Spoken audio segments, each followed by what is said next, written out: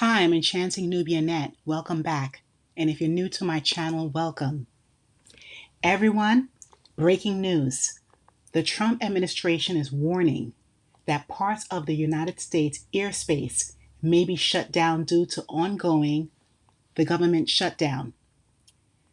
This crisis is causing major delays, unpaid workers, and growing safety concerns all across the airports nationwide. So I'm going to break it down for you. It's a lot to take in. The Trump administration is talking about shutting down parts of the American airspace. So that's not just some bureaucratic drama. This is real life consequences for everyone who's trying to get from point A to point B, whether it's for work, family, leisure, or just trying to live. Now, why is this happening, you may ask? So the government shutdown has been over a month now, and it's grinding the gears of the aviation system. As you all know, air traffic controllers, TSA agents, and so many people, but especially those groups of workers, these people who keep the skies safe for us and the airports moving, they're working without pay. So YouTube family, that is well over 13,000 controllers and even over about 50,000 TSA officers, according to online reports. So they're showing up every day. They're not getting paid, they're stressed, and they're definitely stretched thin. Now, some, from what I've heard online reports, articles, and so forth, social media, some workers are calling out sick. Some are actually quitting. And others are still trying to hang on there, trying to survive. Transportation says it may need to close some parts of the U.S. airspace if enough air traffic controllers don't show up to work. Controllers missed a full paycheck, and next week will make it two. Transportation Secretary Sean Duffy is sounding the alarm with the controller workforce. Today, he predicted chaos at airports if the issue is not resolved. You will see mass chaos. You will see mass flight delays. You'll see mass cancellations, and you may see us close certain parts of the airspace because we just cannot manage it because we don't have the air traffic controllers. Now, as essential employees, controllers are required to work without pay during federal government shutdowns. The same goes for Transportation Security Administration workers. This past week, many TSA and FAA employees not showing up for work caused massive security wait times in Houston and delays at airports across the U.S. So we're talking about, about 3.5, 4 hour TSA lines in places, especially big cities, like Houston, Dallas, New York City, Atlanta, Los Angeles, so Miami, Florida, Orlando, for example. And people, they're missing their flights because they're standing on lines that wrap around the terminals, like it's Black Friday at Walmart. And let's think about international flights. The same story, but even worse. So if the airspace gets shut down, everyone, the flights could be rerouted or even canceled altogether. So what does this mean? This means, missed connections if you don't have a direct flight. Definitely a lot of loss in money. We know that within the U.S., flights have increased. Once you were paying maybe $150, now you're paying $300. International flight can be well over $800, well over $1,000, $1,500. And of course, it's a lot of frustration for anyone who's flying. Traffic controllers have been working without getting paid and are calling in sick. Katie Nastro with Going is joining us via Zoom this morning. Good morning. Thanks for being with us. Good morning. Thank you for having me. So we have no real way of knowing if all of the delays are related to call-outs or just delays for other reasons. What are you hearing among airlines? Yeah, look, it's interesting because when the government shutdown started, about halfway through the month, we saw on average 20%, 21% on any given day, which is really normal. However, as we started going, we did see more and more sporadic occasions of air traffic control staffing being even lower than at the lows that it currently is. And just this last Friday is really when we saw widespread delays at nearly 30 different international large airports across the country due to air traffic control staffing. About half of them were because air traffic control staffing levels were at a near low. So it is getting worse, and this is what we had predicted. The longer the shutdown continues, the more financial pressure that these essential workers are under and are looking at other options to make ends meet.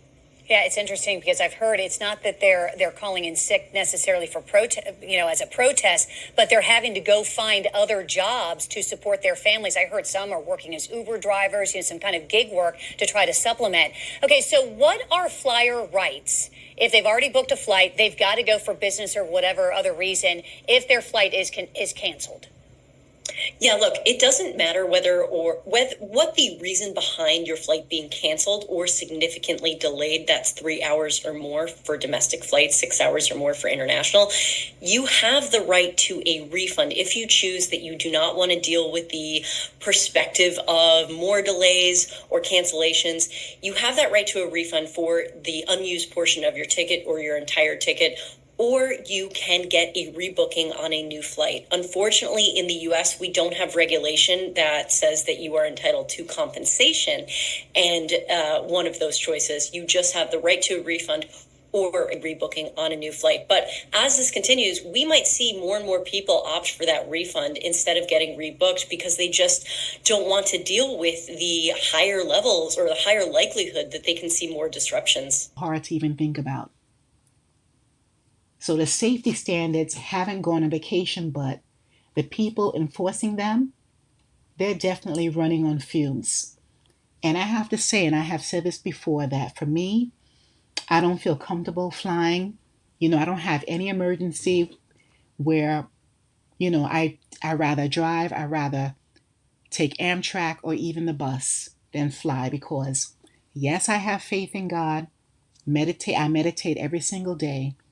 But I'm not going to rely on someone who isn't getting paid, who's very tired and stressed, to rely on them to say I'm going to fly on this plane. Not doing it for me. That's my opinion. Other people, they work in an industry where they have to fly all the time and they don't have that choice, and they have meetings, for example, where they have to be there at a certain time as well.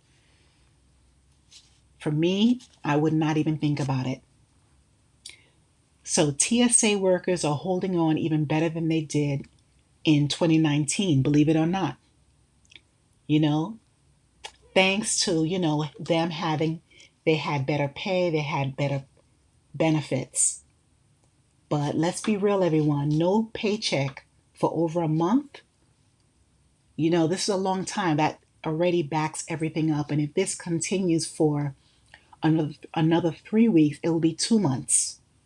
And just like many financial advisors say that you need to have 3 months minimum emergency savings. So this right now is over 1 month. Let's see how long this lasts. I hope that the government shutdown can lift up tomorrow. But we know there's a lot of conflict right now. Transportation Secretary Duffy here is again warning this could get worse. What happens if they have to close airspace in some areas? This is probably the most dire warning that we've heard from the Secretary of Transportation during this shutdown. If they don't have enough air traffic controllers, they won't risk it. They will reduce the number of planes in the air so that the controllers who are working are able to safely manage that airspace. But if you have more than the usual people, calling out sick, you may have to shut down airspace in portions of the country. Let's listen to what the Secretary said just a few moments ago. If you bring us to a week from today, Democrats, you will see mass chaos. You will see mass flight delays. You'll see mass cancellations, and you may see us close certain parts of the airspace because we just cannot manage it because we don't have the air traffic controllers.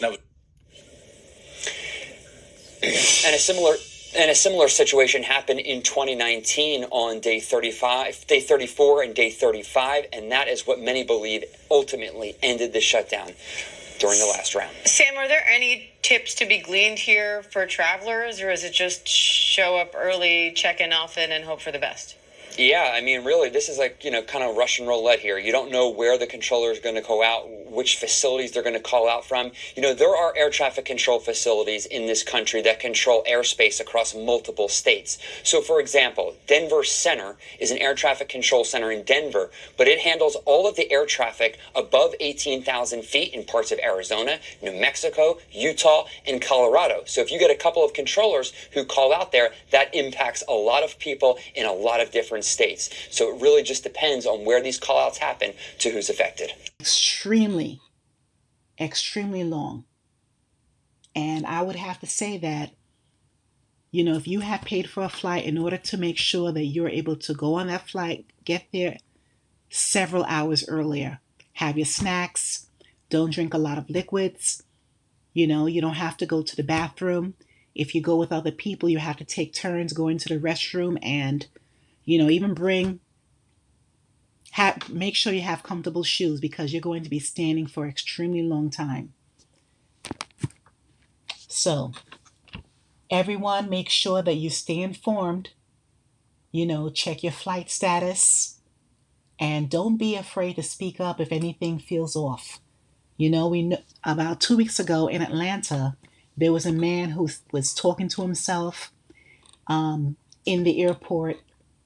But even before he reached the airport, thankfully his family recognized that he was acting very erratic, saying, "Today is the day, today is the day."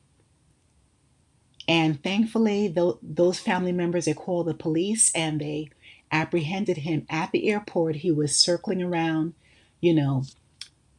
surveying the airport security. Meanwhile, when security and the officers got to him, they found that he had a weapon in his truck that was parked on airport grounds, and he had a plot in order to transition people. So thankfully, everyone, that he was caught.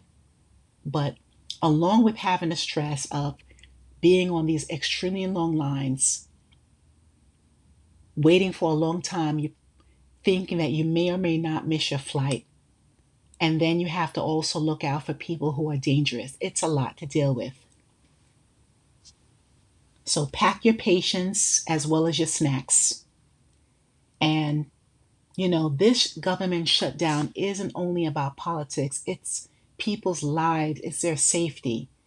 And, of course, dignity. Imagine you're going to work. You have to get up early. Have your lunch. You have your clothing. You have to set aside 8 hours for the day, and you're not getting paid. That's extremely stressful.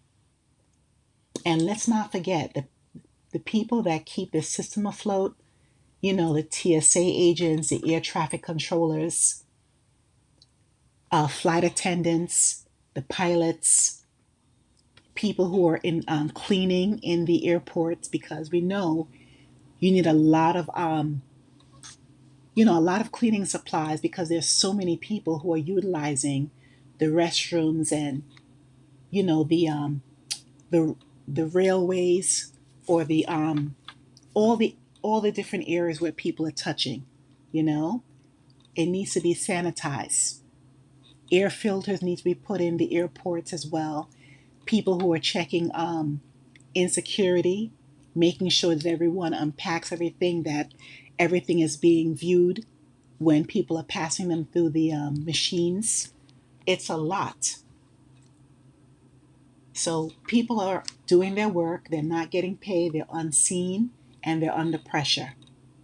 So I salute them all of the workers at the airports. So everyone, the bottom line is the shutdown is turning air travel into high stakes hustle, really. Parts of the sky might be closed, flights are getting delayed, and safety is slowly slipping. So once again, if you're flying, stay sharp, stay safe, and stay ready. Thank you all for watching. Please like, share, and subscribe to my channel. Keep your head on a swivel wherever you are.